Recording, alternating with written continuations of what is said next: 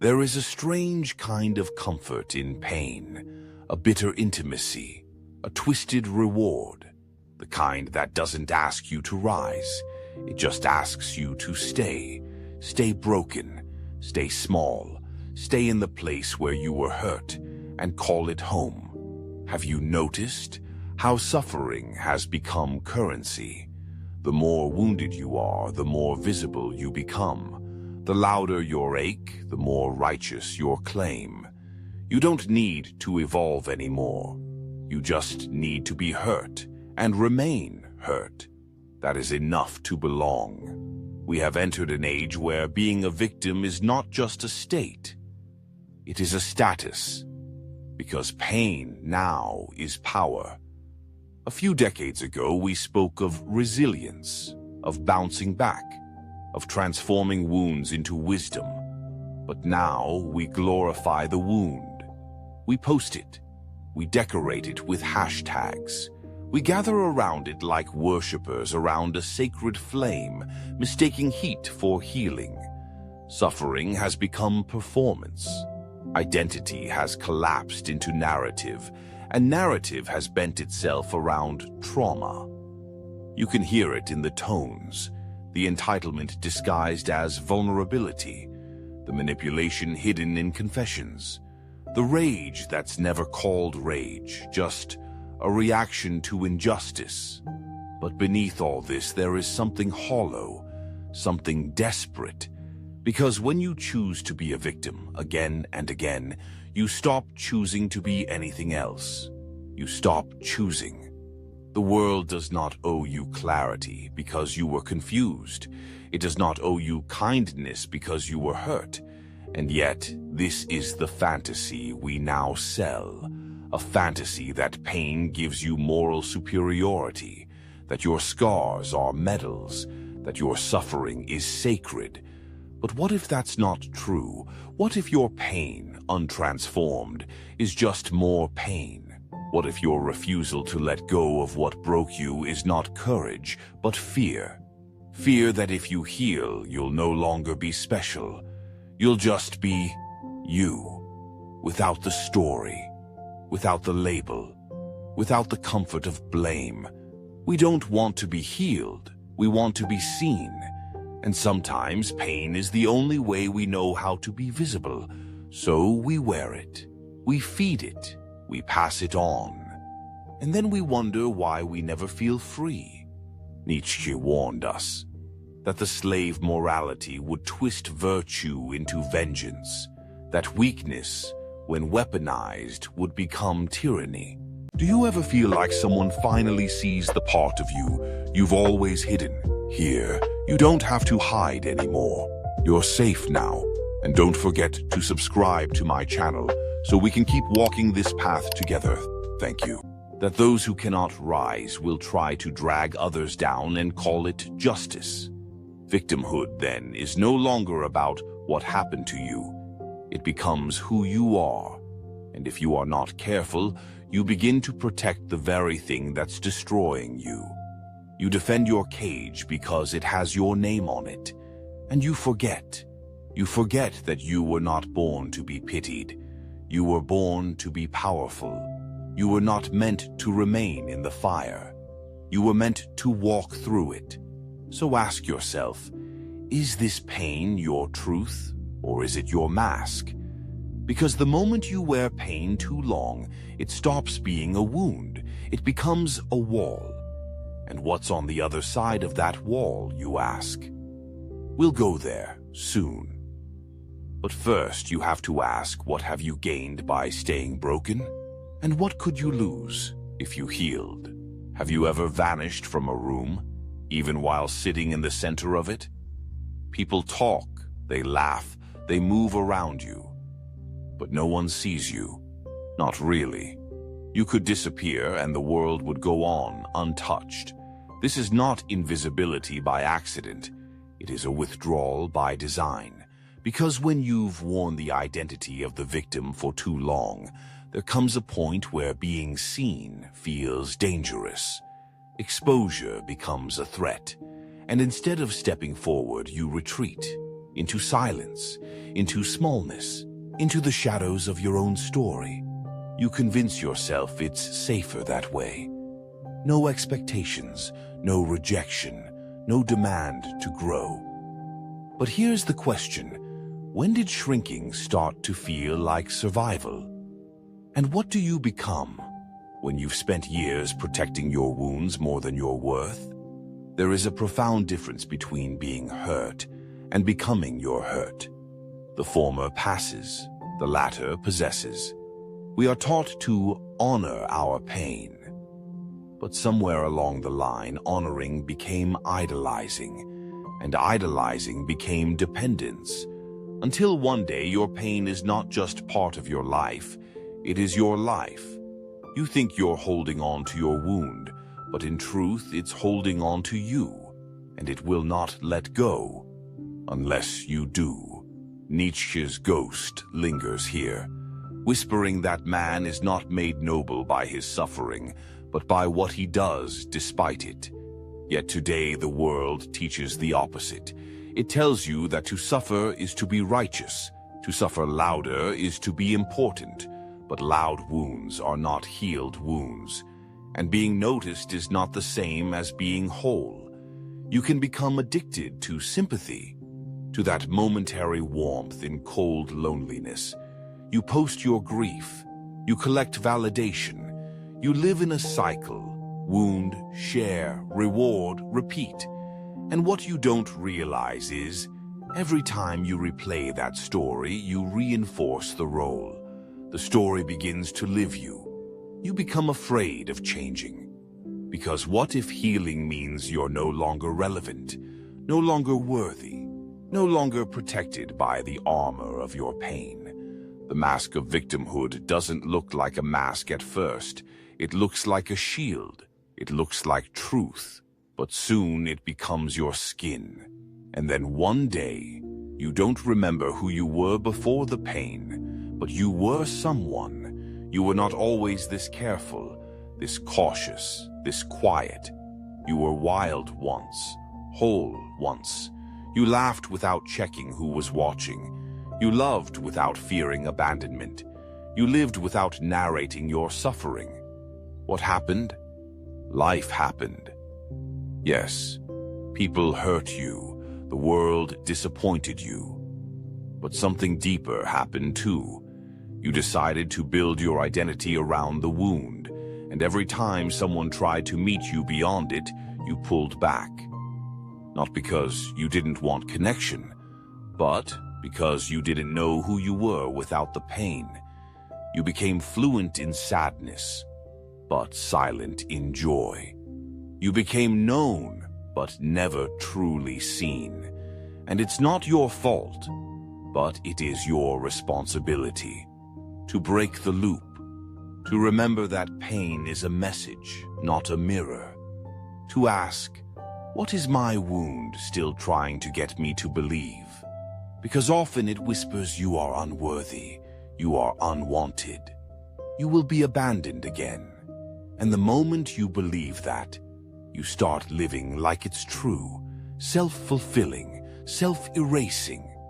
You become both prisoner and warden. But what if you stopped? What if you let your pain go?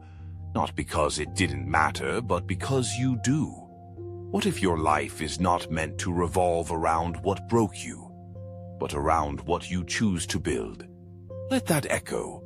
You are not your pain. You are your possibility. And every day you carry the identity of the victim is a day you delay your rebirth. You don't need permission to become more. You only need the willingness to stop protecting the version of you that survived. Because the one who thrives is waiting. And we'll meet them in the fire you fear most. There are moments when you're surrounded by people, and yet you feel like a ghost. You answer messages, you show up, you say the right things, and still no one truly touches you. They talk to the mask, they love the performance, but you, your raw, restless self, remains untouched. You've mastered the art of being present but unreachable, because every time you try to show the real you, something happened. They left, they shamed, they shrank. And so you learned, not directly, but deeply, that the world prefers your smile over your truth, your strength over your need, your survival over your soul. And now you wonder, if no one can handle all of you, does that mean you're too much? Or have you just been giving yourself to those who can only digest half-truths? This is where the fracture begins, not in the wound, but in the way we adapt to it. At first, the mask was a shield. You wore it to protect the softest parts of you, the fragile, the innocent, the wildly unfiltered parts that hadn't yet been colonized by expectation. It worked. You were accepted, applauded even. People liked you more when you were a little less you, so you made yourself smaller, sharpened your edges, muted your fire, until you became likable. But inside, something began to ache. A quiet ache that grew louder every time you smiled through pain, every time you swallowed your truth, every time you said, "I'm fine," while your soul screamed for release. This isn't about others anymore. It's about what you've done to yourself, how you've become complicit in your own invisibility. Nietzsche spoke of the will to power, the primal inner drive of life to expand, to express, to assert. But you've used your will not to grow, but to hide. You've weaponized control against your own becoming. Why? Because power, real power, demands presence, and presence demands vulnerability, to be seen without the armor, to be held in your chaos, to risk rejection in your full truth. And for most of us, that's terrifying, because we've been trained to believe that love is conditional, that acceptance is earned, that we must perform to belong. So we become shapeshifters, we build personas, we create polished versions of ourselves that are easier to manage, easier to love, easier to sell. But here's the truth no one wants to say. What you sacrifice to be loved becomes the ghost that haunts you. Every time you choose likability over authenticity, a piece of you dies. A truth goes unspoken, a need goes unmet, a boundary goes uncrossed, and over time you forget what you even wanted in the first place. You don't know if the love you receive is for you or for the role you play. So you never fully let it in, because somewhere deep down you know, they love the mask, not me. And that knowing is unbearable. It's what creates the loop. You crave connection but fear exposure. You want to be loved but not seen.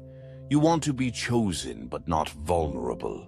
So you stay in between, visible but hidden, present but unclaimed, alive but unexpressed, and the world praises you for it.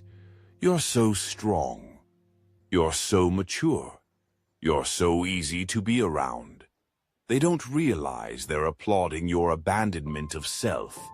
But Nietzsche did. He warned of the herd mentality, the urge to conform, to dissolve into the collective, to trade your wild soul for safety. And what is the victim identity, if not the most seductive form of that? A way to belong without evolving. A way to be significant without standing alone. A way to be right without being free.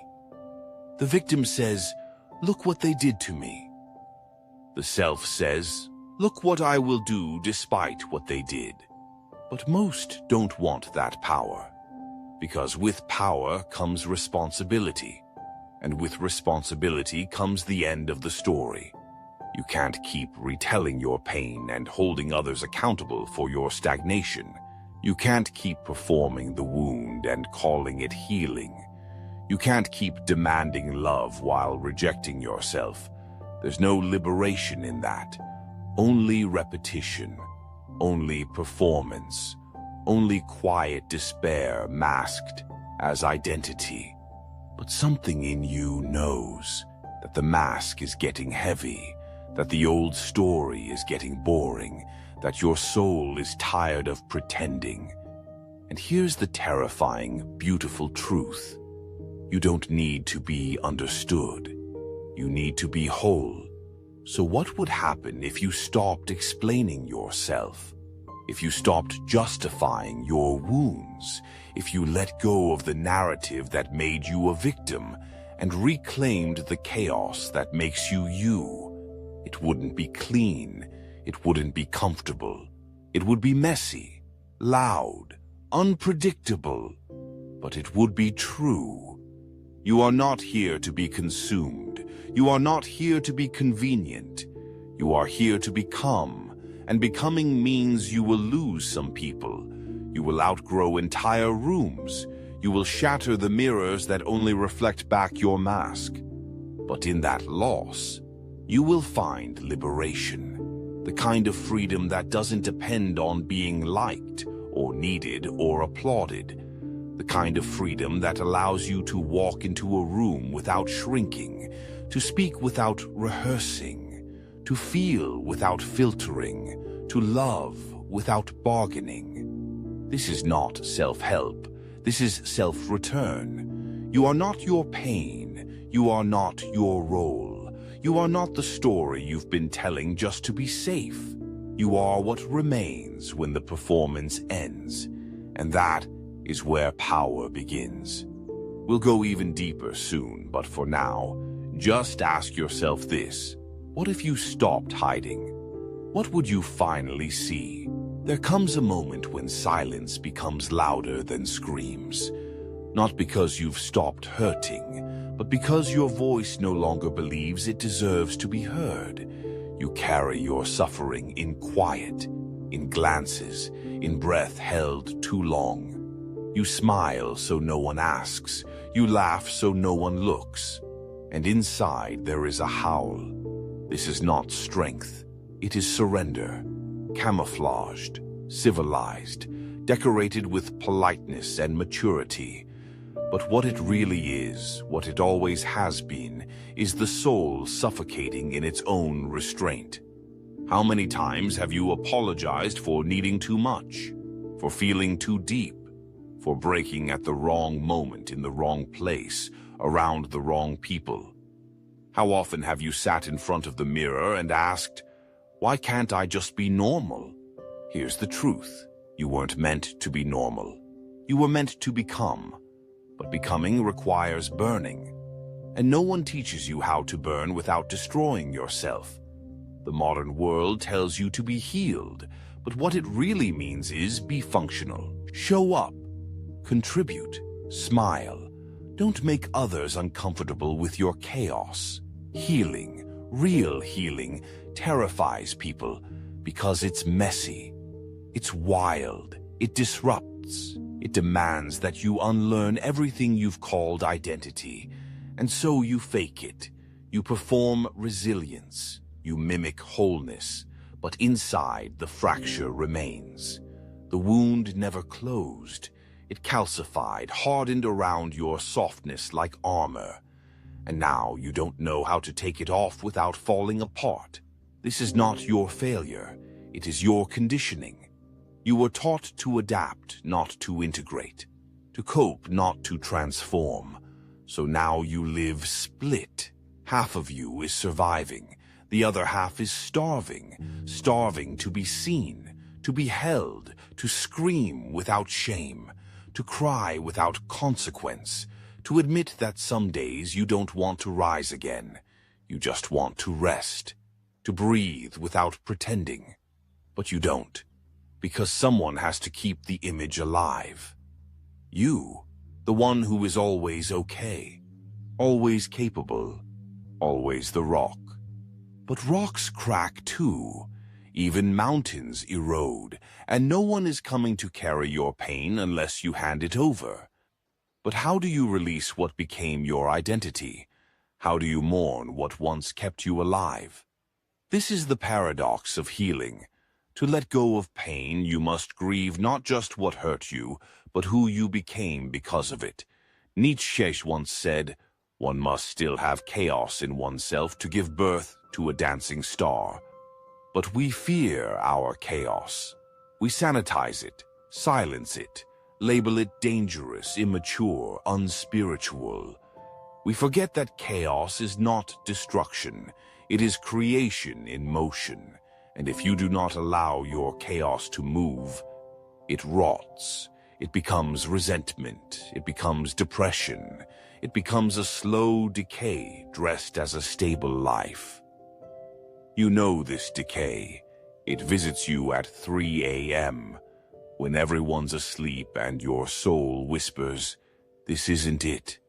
It finds you in the smiles that don't reach your eyes, in the relationships that feel safe but not sacred, in the routines that numb more than they nourish. You are not crazy. You are awakening. And awakening hurts, because to wake up is to see clearly. And sometimes clarity reveals how long you've betrayed yourself for the comfort of others. It shows you where you shrank so someone else could feel big, where you silenced your truth so peace could be preserved, where you tolerated the intolerable because you were too tired to lose another person. But now the cost of staying small is greater than the risk of being seen. Now your soul is knocking, louder than ever, and you can't unhear it anymore. So you have a choice. Keep dying for their approval, or start living for your truth. One will bury you quietly, the other will resurrect you in fire. So ask yourself, what would it look like if I stopped performing survival? What would it mean to feel without filtering, to speak without shrinking, to be without bargaining? You will not find safety in the old roles, the identity of the victim, the caretaker, the strong one, the silent one. They are prisons dressed as personas. Let them collapse. Let the mask fall, not gently, but with thunder. You are not here to be palatable. You are here to be whole. And wholeness is not soft. It is raw. It is radiant. It is real. You will be too much for some, too wild, too intense, too alive. Let them go. You are not here to be understood by the ones who benefit from your silence. You are here to burn. And on the other side of that fire, we'll talk about that soon. But for now, remember, the most radical thing you can do is return to yourself fully. No apologies, no disguise. What if everything they told you about yourself was a projection of their own fear?